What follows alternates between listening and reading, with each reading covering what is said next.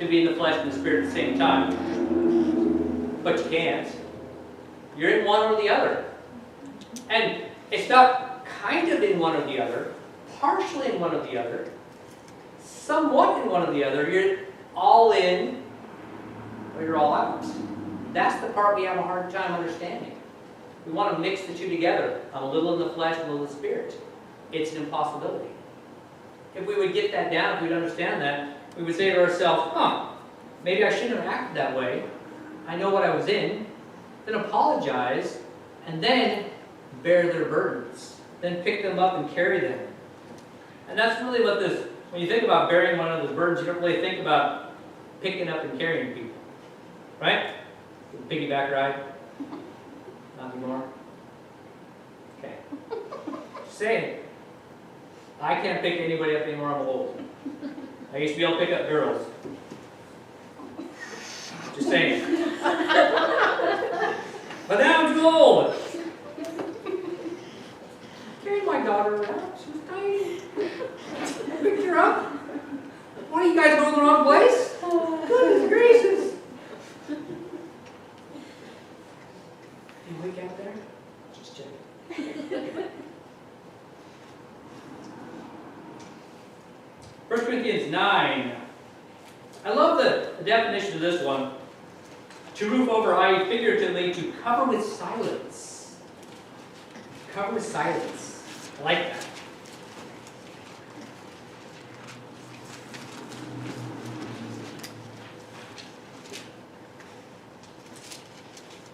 First Corinthians 9.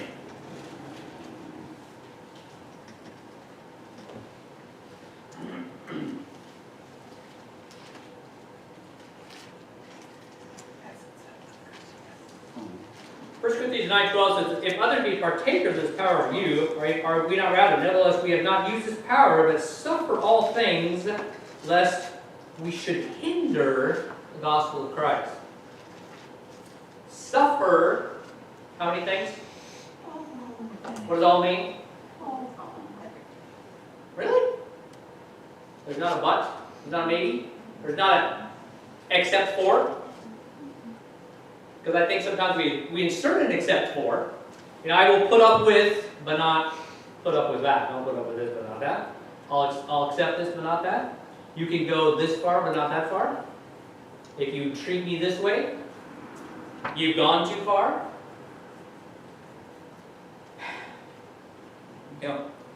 Without going into this chapter, if you remember what's in this chapter, they're talking about the burdens that they had and the challenge that it was to be able to minister unto the Corinthians. The challenge that it was. They were not treated exceptionally well. But it didn't hinder the gospel. They wouldn't let it hinder the gospel. They suffered it. And if we don't learn to suffer, guess what? We can't bear somebody else's burdens. Because it becomes about me. I don't know how many of you suffer, or how many of you are willing to suffer.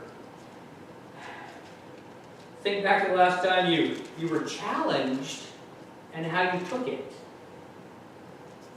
I mean, literally, think back to the last time something happened. Some kind of challenge came in your life, and how did you take it? Did you take it patiently? Did you take it with a closed mouth or an open mouth? Was it making a lot of noise? Were you getting red in the face? Were you shaking your fist? Were you getting angry? Were you getting heated? Upset?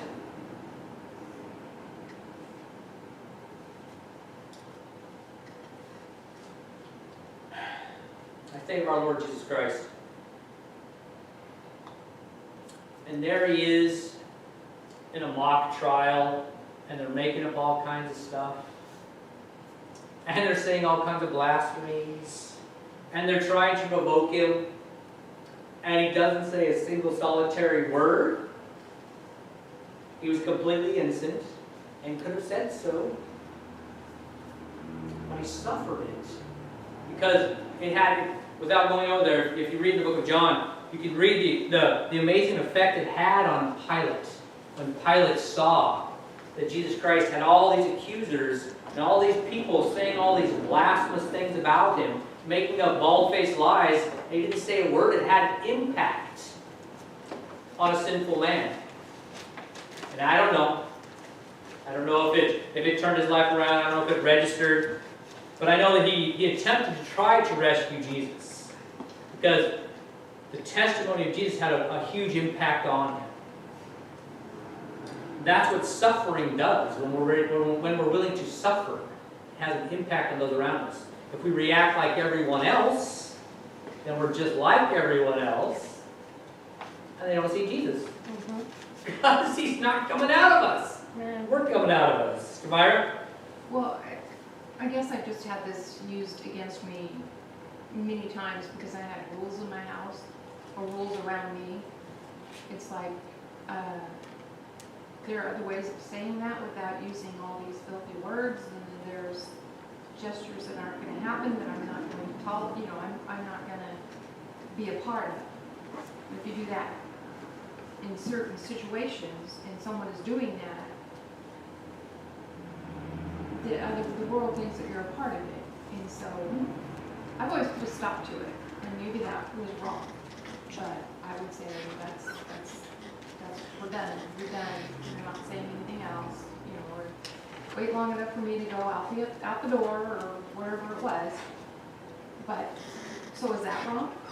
I mean, is that not suffering when someone's acting out to somebody else and me just sitting there quietly means I'm a part of it? I mean, I know that other people watching think that I'm a part of it or that I'm okay with it, because it doesn't seem right to me. Sister Andrew?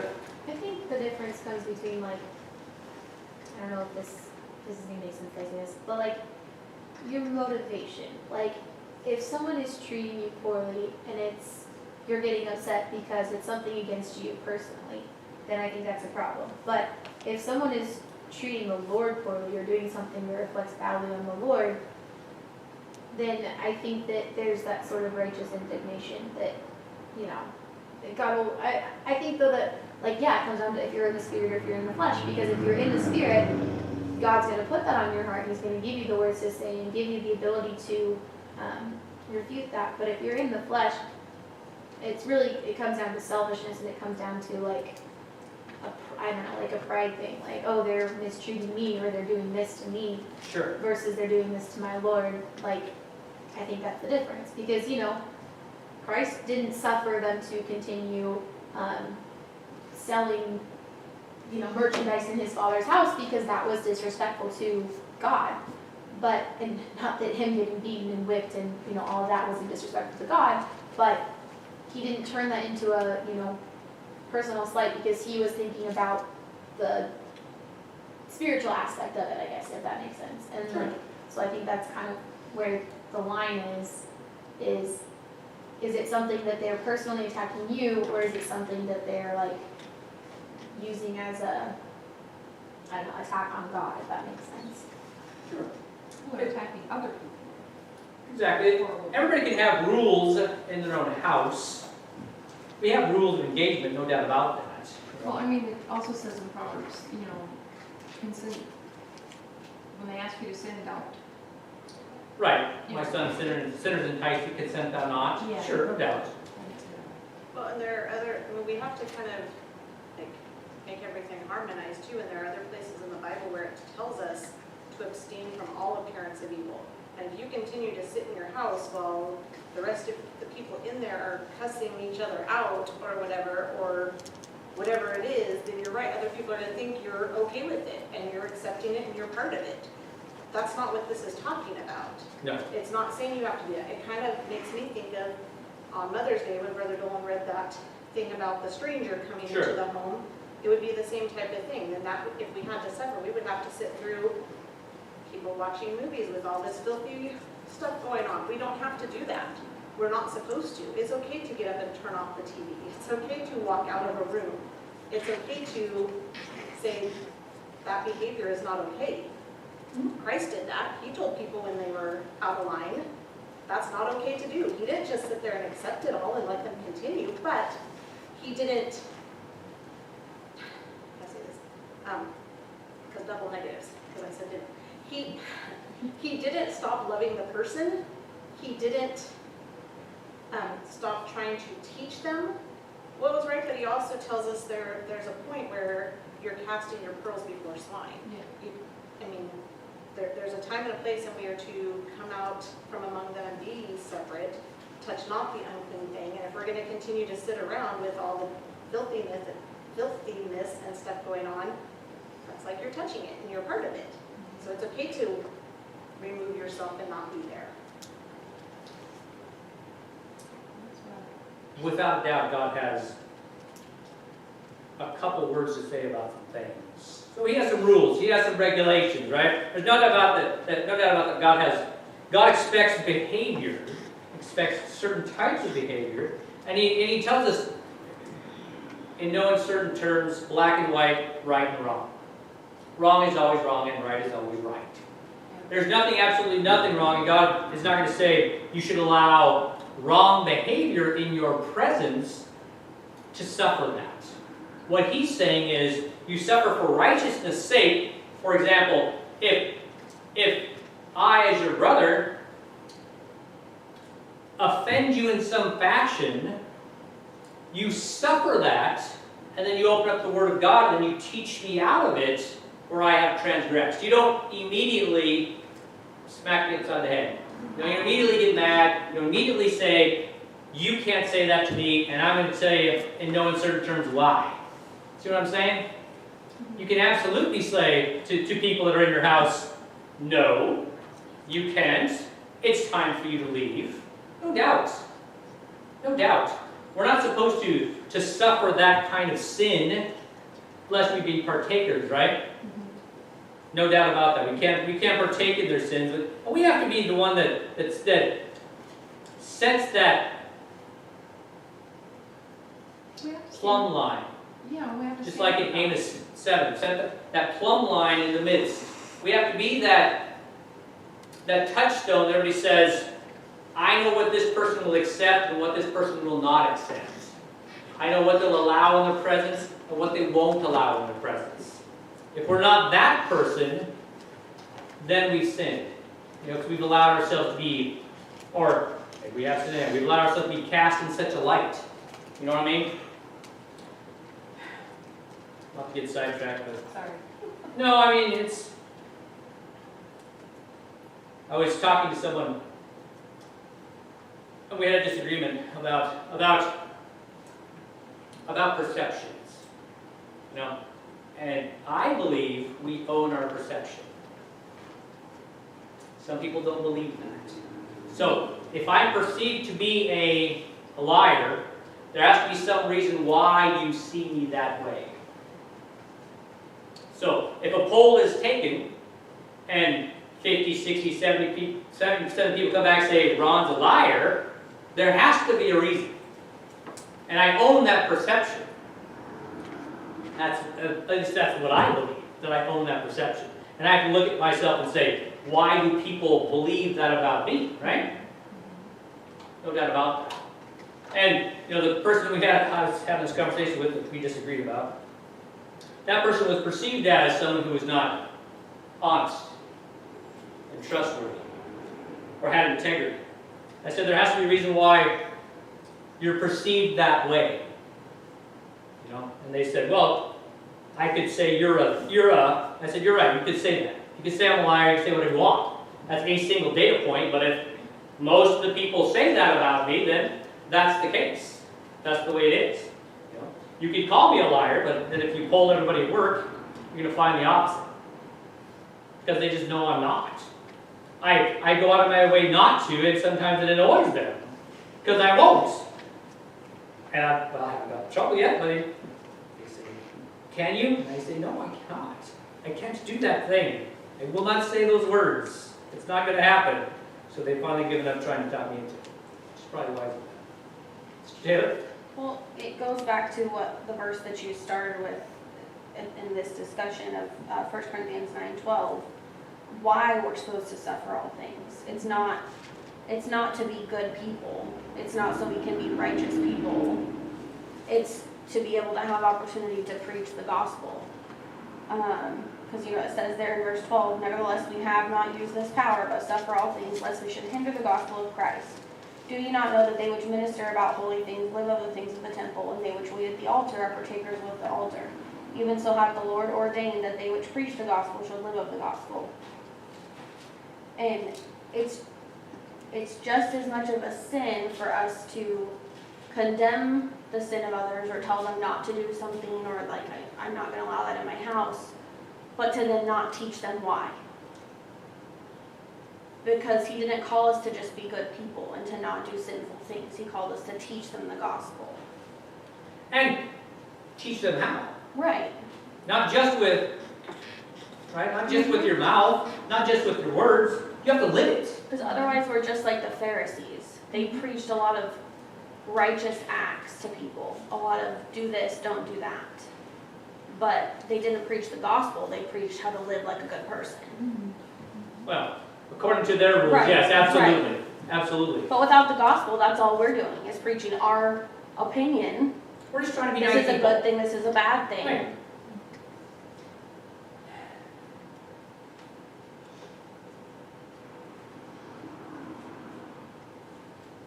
Luke 14.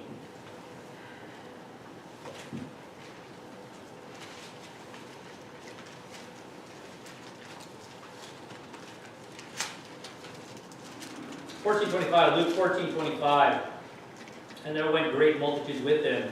And he turned and said to them, If any man come to me and hate not his father, his mother, and wife, and children, brethren, and sisters, yea, his own life also, he cannot be my disciples. And whosoever doth not bear his cross and come after me, cannot be my disciple. That's, that's not an easy verse. These are not easy verses, because it simply says, if you don't love Christ more than anyone else, everyone else, including what you want, what you feel, what you desire, what you think you need, you can't. You can't be his disciple. You can't bear his cross. You can't serve him. That's a tough one, because, and I get it, from time to time we're always going to slip into the flesh and we're always going to want to put this first. I get that. What happens is, when that happens, you need to wake up and you need to realize that what's going on as fast as possible, repent, and set yourself aside again. Because when you're in the Spirit, it's really easily done, and I get that. When you're in the Spirit, it's not a problem. It's not a problem when you're in the house of the Lord, when the Spirit is moving, it's so easy to be in love with Him and to focus on Him and to just be guided by Him. No doubt about that. You can deny everything else. Nothing else matters because you're in His house, in His presence. Next week, on a random Thursday, and you're in the flesh, it's a bit more of a challenge. And I get that. I understand that. And God's not expecting perfection. What He's expecting is repentance. He's expecting when you fall, when you put your father, brother, mother, wife, sister before Him, when you put yourself before Him, and then He tugs on you, tugs on your heartstrings, sends a conviction to you, that's when you get to say, I did it again. And you get the opportunity to repent, you get the opportunity to fall on your knees before a just and righteous God and ask for forgiveness. So then you can do what? Live your own life? No, bear His cross. Because that's what we're here for. We're here to carry it. Carry it along. Not our cross. His cross.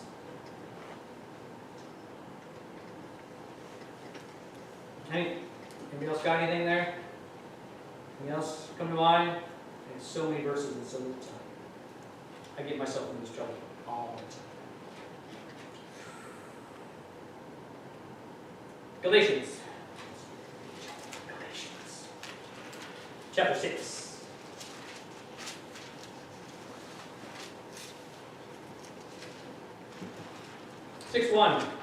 Galatians 6:1. Brethren, if a man be overtaken in a fault, ye which are spiritual, restore such a one in the spirit of meekness, considering thyself, lest thou also be tempted.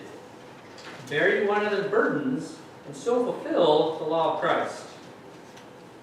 For if any man think himself to be something when he is nothing, he deceiveth himself. But let every man prove his own work, and then shall he have rejoicing in himself alone and not in another. For every man shall bear his own burden. To bear very one of those burdens and so fulfill the law of, not mine, fulfill the law of Christ.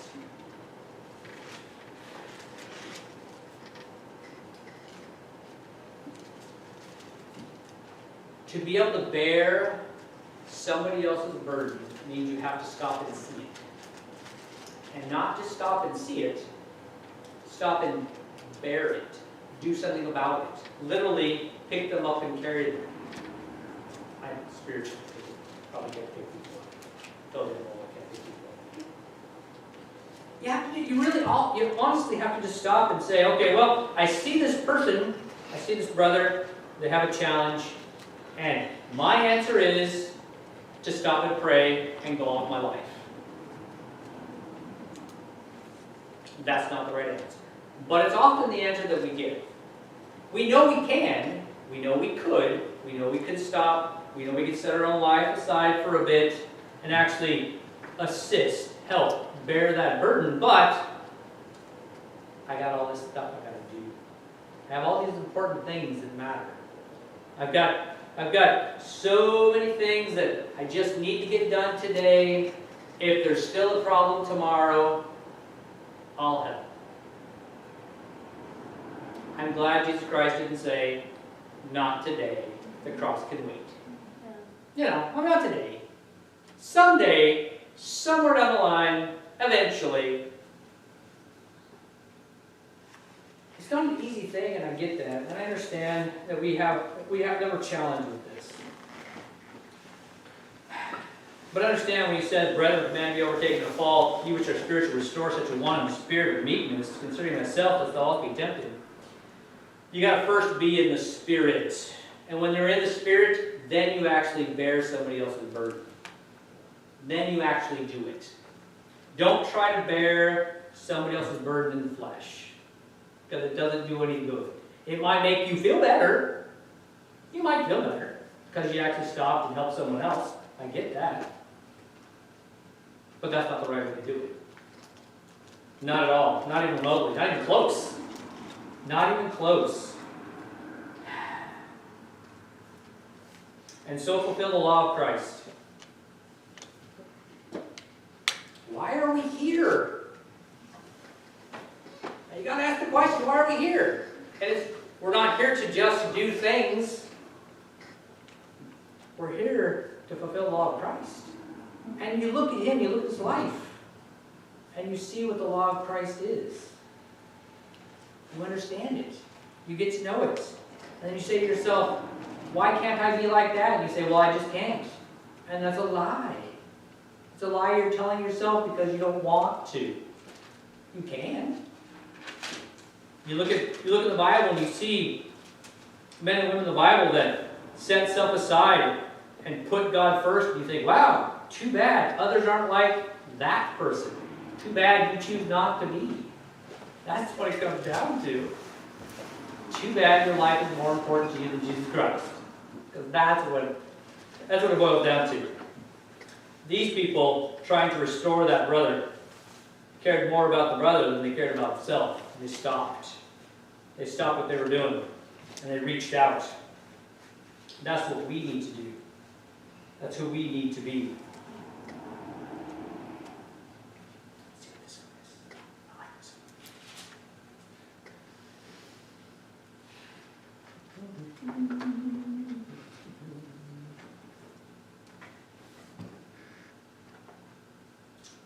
Hebrews 11th chapter.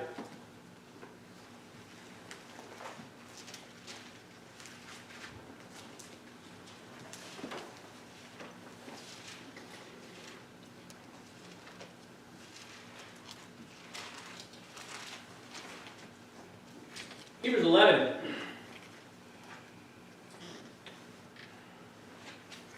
Verse 1, now faith is the substance of things hoped for, the evidence of things not seen. For by it the elders obtained a good report. Through faith we understand the worlds were framed by the word of God, so that things which are seen were not made of things which do appear. By faith Abel offered unto God a more excellent sacrifice than Cain, by which he obtained witness that he was righteous, God testifying of his gifts, and by he being dead yet speaketh. By faith Enoch was translated, that he should not see death, and was not found because God had translated him.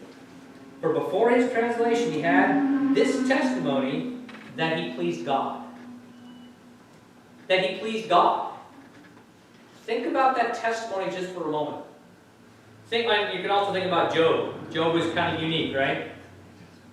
There was a lot of people on the earth like Job. Just curious. What was that? There's none like him. There's none like him on the earth, right? One that fears God and eschews evil.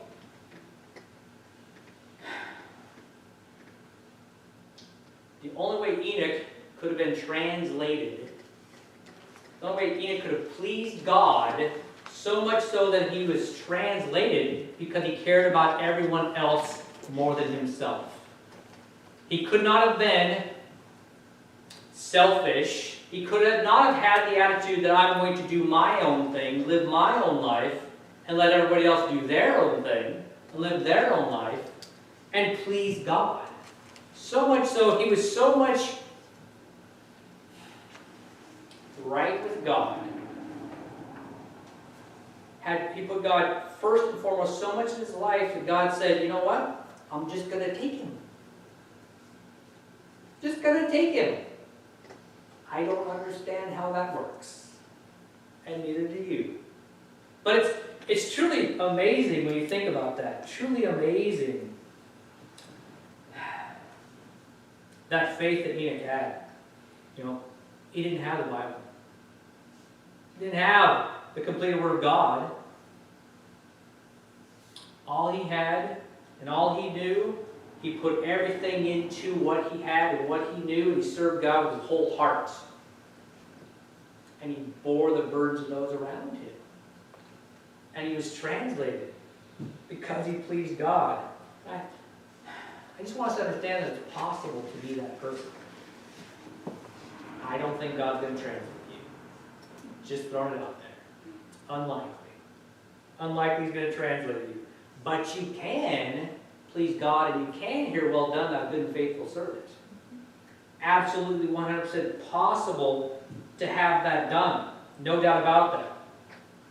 You have to have the right attitude, and you have to bear one of those burdens. You have to care enough about someone to bear their burdens. Matthew 17.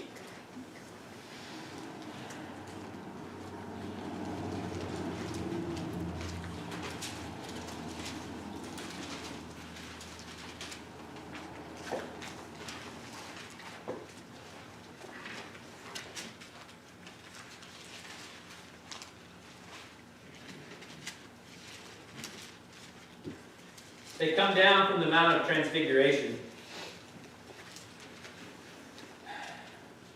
And in verse 14, and when they were come to the multitude, there came to him a certain man kneeling down to him and saying, Lord, have mercy on my son, for he's a lunatic, and sore vexed, and oft times he falleth in the fire, and oft into the water. And I brought him to thy disciples, and they could not cure him. Then Jesus answered and said, O faithless and perverse generation, how long,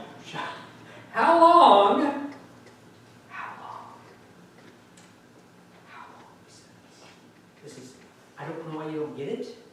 I don't know why you don't understand this yet.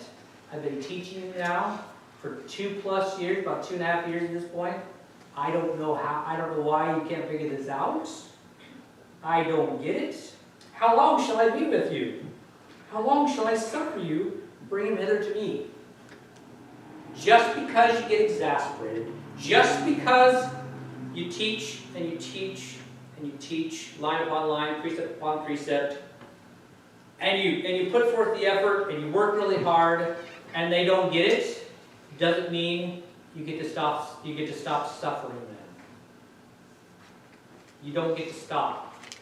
You don't get to the point where you say, I've taught you this 150 times, now I'm done. Because you ain't getting it. That's not suffering. That's not bearing another person's burden. You can hear it. I can hear his voice, some exasperation there. How long? How long am I going to suffer you? Really? You haven't got it yet? You haven't figured this thing out yet? But his love and his compassion kept him going. Because he cared so much about them. He was willing. You know, inculcate means to teach by repetition. And you go through the Gospels, and you see how many times Jesus Christ taught the same thing over and over and over again because they didn't get it. And he kept doing it. He suffered them. Now, don't get me wrong. There were times he separated himself to go pray to the Father because he needed some strength. Because he had to put up with a bunch of people that just didn't get it. So it's okay to stop and pray so you don't get in the flesh, so you don't go down the wrong path. It's okay to stop and pray. No doubt about that. No doubt about that.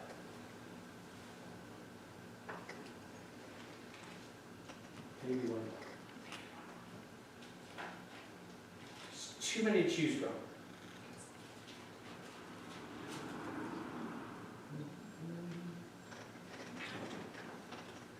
All right. Last one, 1 Corinthians 4.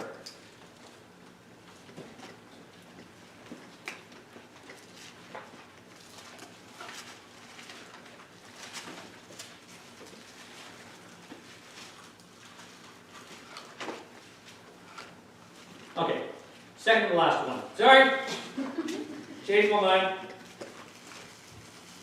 I can do that. 1 Corinthians 4:12. And labor, working with our own hands, being reviled and blessed. Being persecuted, we suffer it. Ephesians 4:2.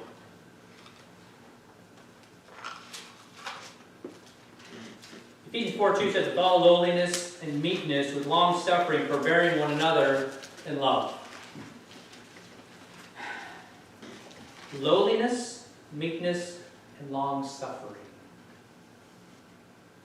Absolutely vital to be able to forbear, to bear one another's burdens in love. You can't be haughty. You can't be prideful. You can't tell them with a prideful heart what they've done wrong, why they've done it wrong, and why you've explained it to them 1,000 times before. That's just your flesh coming out. With all lowliness and meekness, with long suffering, forbearing one another in love, endeavoring to keep the unity of the Spirit in bond of peace. Because there is supposed to be, in verse 4, one body and one Spirit, even as you are called in one hope of your calling. Without unity, the church sunders and goes astray. It divides. It goes on its own. If you have factions, if you have groups of people doing their own thing, the body can't go forward as a unit like it's supposed to. And until we learn to forbear, until we learn to bear one of those burdens, until we learn to have this lowliness, meekness, that long suffering, forbearing one another in love, we're going to have a bunch of individuals going their own directions, not serving the Lord together. And that's not our purpose.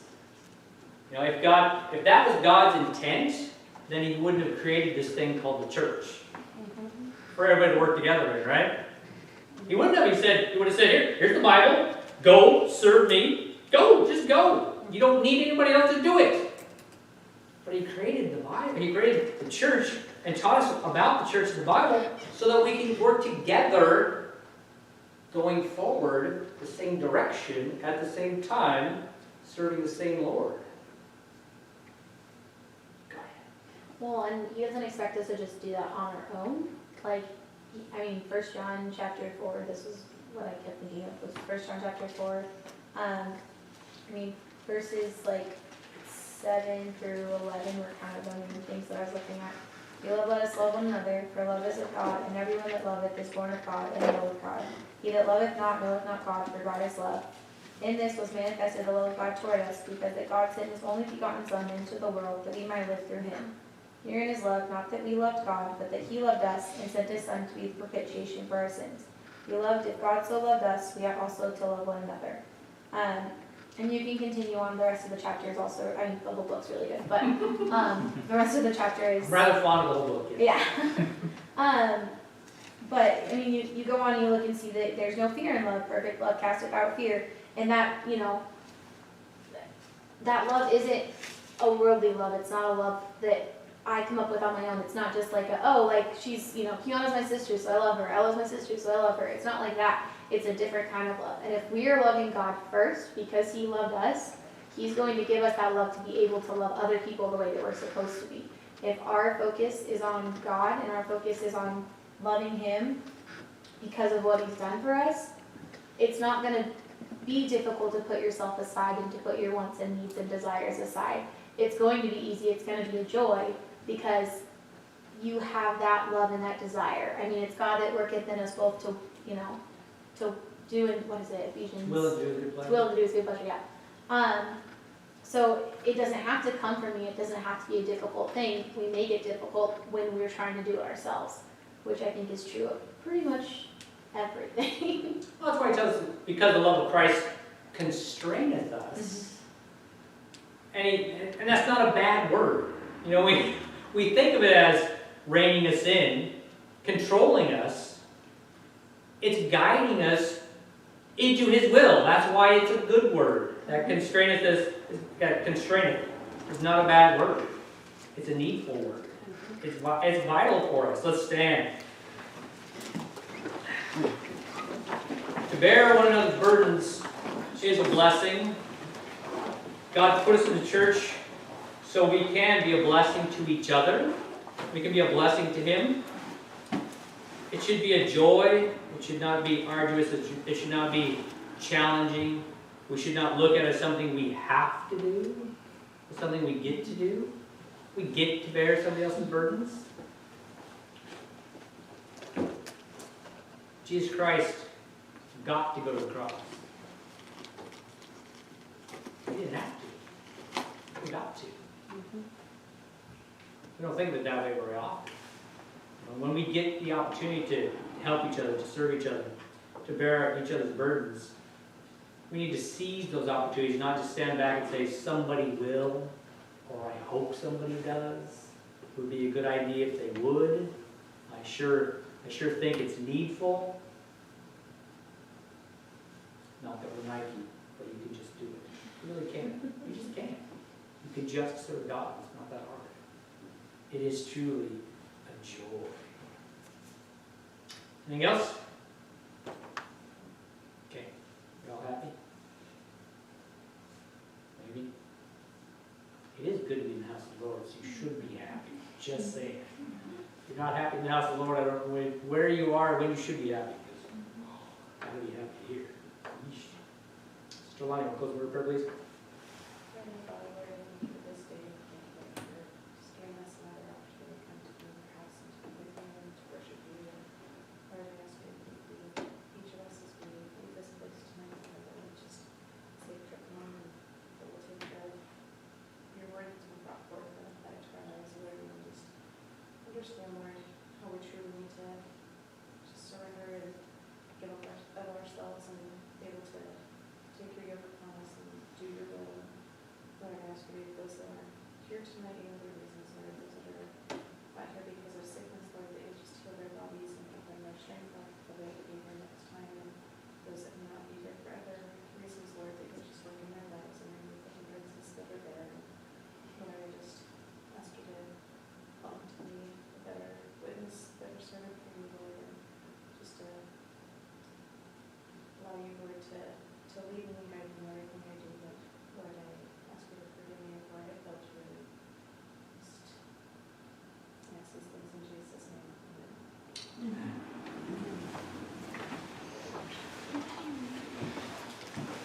How are you doing? I'm good, how are you?